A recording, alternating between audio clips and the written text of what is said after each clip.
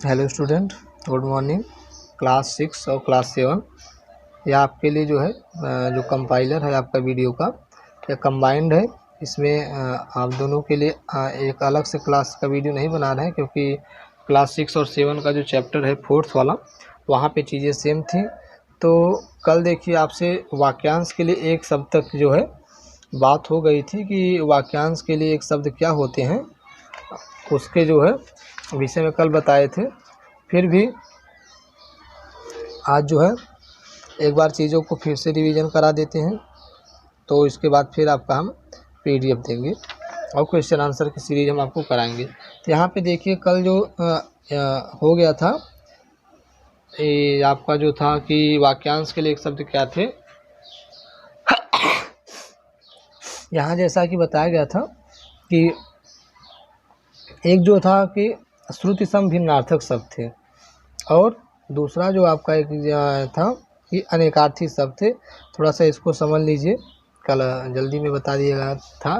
तो देखिए अनेकार्थी शब्द का जो हम तात्पर्य आपको बताए थे कि ये आपका क्या होता है कि किसी शब्द के जो है अनेक अर्थ होना, अर्थात यहाँ पे क्या होता है कि एक ही शब्द जो होता था उसके जब आपके अनेक अर्थ होते थे उसे हम क्या कहते थे, अनेकार्थी शब्द कहते थे।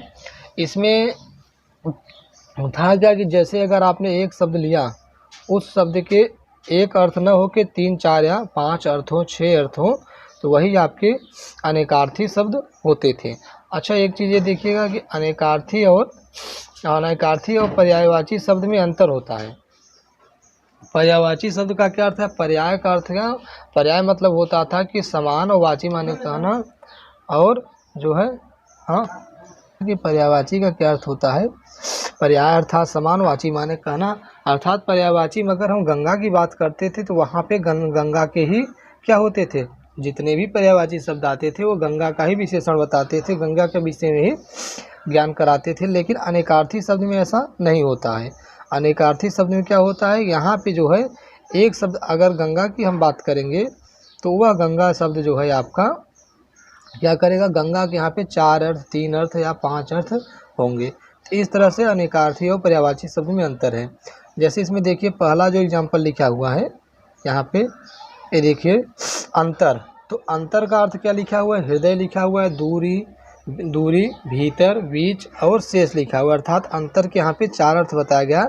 अर्थात अंतर हम हृदय को कहते हैं, हृदय को भी अंतर कहते हैं, और उसके बाद दूरी जो होती है किसी बीज के, उसे भी अंतर कहते हैं। जब आप किसी भीतर की बात करते हैं वहाँ पे भी यह होता है, जब आप शेष की बात करते हैं तो वहाँ पे भी इसका प्रयोग किया जाता है। तो इस तरह से इसके 4 अर्थ हो गए। इसी प्रकार अक्षर का हम बताए थे कि वर्ण, मोक्ष, ईश्वर, अविनाशी जो है, ये आपके अक्षर के 4 अर्थ होते हैं। अब यहाँ पे इसका जो कहा गया कि देखिए यहाँ पे जो इसका कहा गया, क्या कहा गया कि मोक्ष, तो अक्षर आपका जो अविनाशी भी होता है, अर्थात जो इसका अंत जो है नहीं होता। अविनाशी कहने का तात्पर्य यह होता है कि ऐसा वर्ण जो जिसका नाश न हो, अर्थात वर्ण या अक्षर क्या होते हैं, टुकड़े नहीं किए जा सकते, इसीलिए इसे अविनाशी भी कहा जाता है। अभी इसमें देखिए कई चीज़ें हैं, इसको आप पढ़ लीजिएगा। और नेक्स्ट आपको जो बताए थे कि श्रुति सम भिन्नार्थक शब्द, श्रुति सम भिन्नार्थक शब्द में हमने क्या बताया था कि हिंदी में उच्चारण की दृष्टि से प्राय ऐसे शब्द होते हैं जो ये समान होते हैं, अर्थात इनका जो उच्चारण आप करते हैं तो उच्चारण करने में समानता प्रतीत होती है, लेकिन इनका अर्थ क्या होता है, अलग होता है। इनका अर्थ कैसे अलग होता है, जैसे इसमें देखिए बताया गया कि पूरा वाक्य क्या होता है। देखिए इसमें जो लिखा हुआ है थोड़ा इसको पढ़ लीजिए, परंतु उनके अर्थ में पर्याप्त भिन्नता होती है। इनके उच्चारण का प्रयोग तनिक से और सावधानी होने वाक्य के अर्थ में परिवर्तन करता है, अर्थात जो अर्थ होता है उसमें परिवर्तन कर देता है और पूरा वाक्य ही गड़बड़ा जाता है। ऐसे शब्दों को श्रुति सम, अर्थात श्रुति मतलब श्रुत माने होता है सुनना, तो श्रुति सम भिन्नार्थक शब्द कहते हैं। तो जैसे यहाँ पे देखिए एग्जाम्पल दिया हुआ है, आप अपने बुक में देख लीजिएगा, लेकिन जबकि पीडीएफ में थोड़ा सा स्पष्ट नहीं आ रहा है।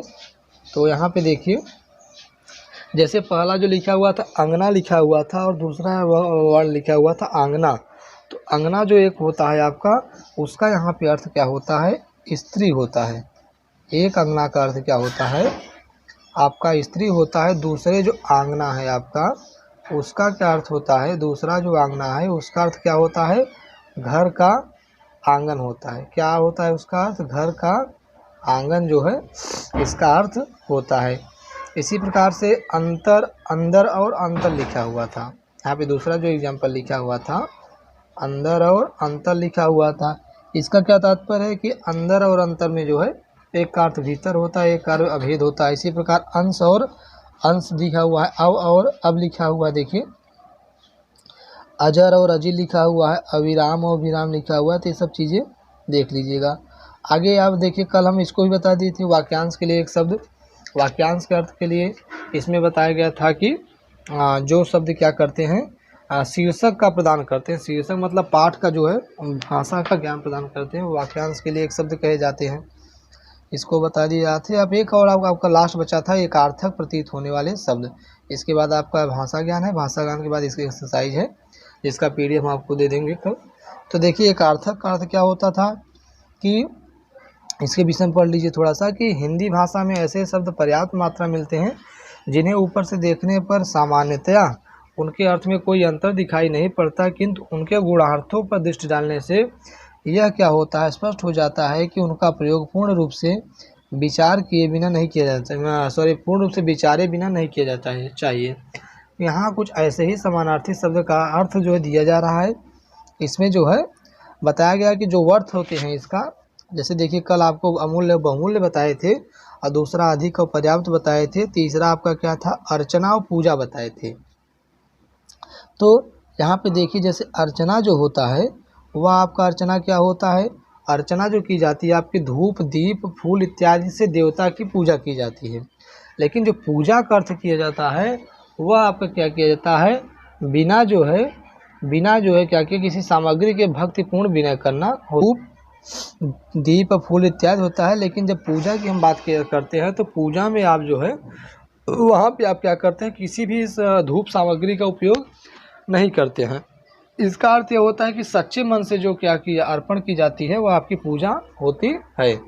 अच्छा आगे आप आ जाइए, नेक्स्ट अनबन है और खटपट, चार दो चीज़ें लिखी हुई हैं यहाँ पे देखिए। अनबन और खटपट में दो बातें लिखी हुई हैं। अनबन का जो अर्थ होता है वह मनमुटाव होता है, और खटपट का जो अर्थ होता है वो छोटा मोटा झगड़ा होता है। इस तरह से इसमें जो है आपके कई लिखे हुए हैं, इसको आप रिवीजन कर लीजिएगा, पढ़ लीजिएगा।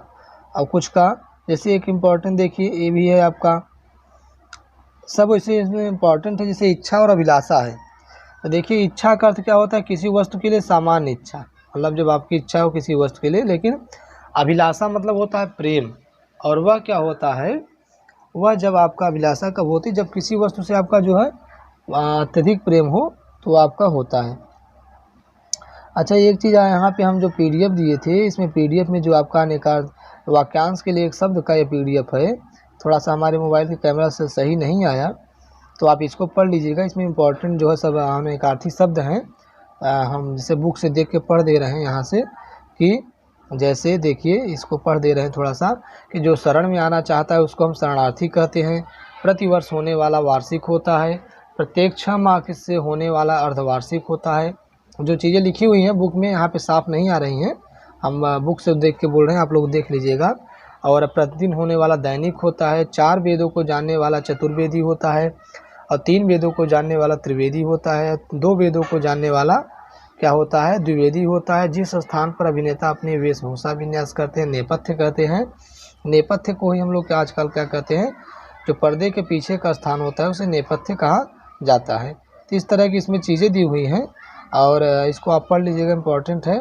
अब देखिए यहाँ पे जो भाषा ज्ञान है इसके विषय में आज जान लीजिए कि देखिए पर्याय का अर्थ होता है बदले में आने वाला, अर्थात पर्याय मतलब जो होता है इंटरचेंज होता है, उसमें क्या होता है कि जो बदले में आता है उसे पर्याय कहते हैं। और जो शब्द परस्पर विपरीत अर्थ प्रकट करे वे आपस में विपरीतार्थक शब्द या विलोम शब्द कहलाते हैं। तो ये शब्द क्या होते हैं, विपरीत जो कहते हैं विलोम होते हैं। और अनेकार्थी शब्दों का प्रयोग अनेक संदर्भों के अनुसार किया जाता है, और वाक्यांश के लिए एक शब्द का व्यवहार उत्कृष्ट भाषा ज्ञान के प्रमाण के लिए माना जाता है। तो कल इसकी हम पीडीएफ आपको देंगे। एक्सरसाइज कंप्लीट हुआ, चैप्टर 4 आपका, नेक्स्ट डे से चैप्टर 5 पढ़ाएंगे आपको। तब तक के लिए गुड बाय, टेक केयर।